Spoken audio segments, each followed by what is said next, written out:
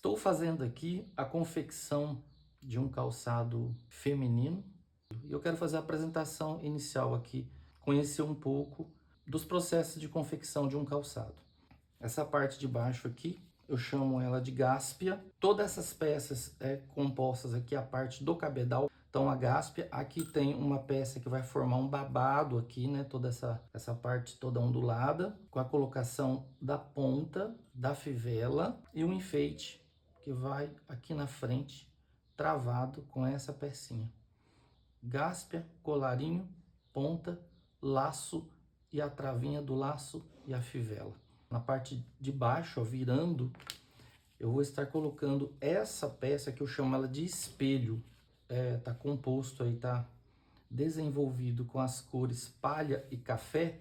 Então as bolinhas vai aparecer em café. Então já deixei já gabaritado para aplicação de adesivo e depois das próximas etapas. Aí na sequência vai ser colocado essa peça aqui, que é uma couraça, né? Uma peça termoplástica, onde ela vai dar estrutura de bico para que o sapato fique armado, né? E tenha exatamente o formato onde foi desenhado o projeto.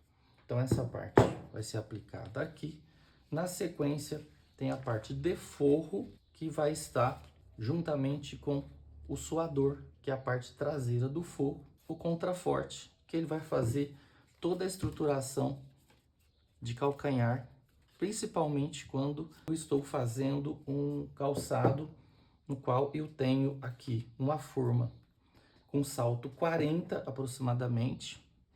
Então já preparei essa palmilha, uma palmilha com reforço, né? Ela tem uma alma de aço, ela não pode ser flexível nessa área principalmente.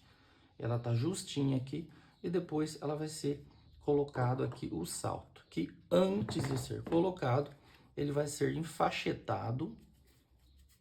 Que enfaixetado é um processo, na verdade, de encapar o salto, aquecimento, para que ele possa fixar bem aqui. Falando em fixação, estou usando aqui uns produtos dessa empresa, que é uma empresa que sempre está contribuindo para que eu possa fazer meus vídeos, e também nas empresas de materiais, na sequência aqui, fazendo todo o processo. Na palmilha, que é essa palmilha com reforço, aqui é a parte da facheta. Isso aqui vai ter um acabamento aqui por cima, ela vai ser virada aqui, né, também, com cola.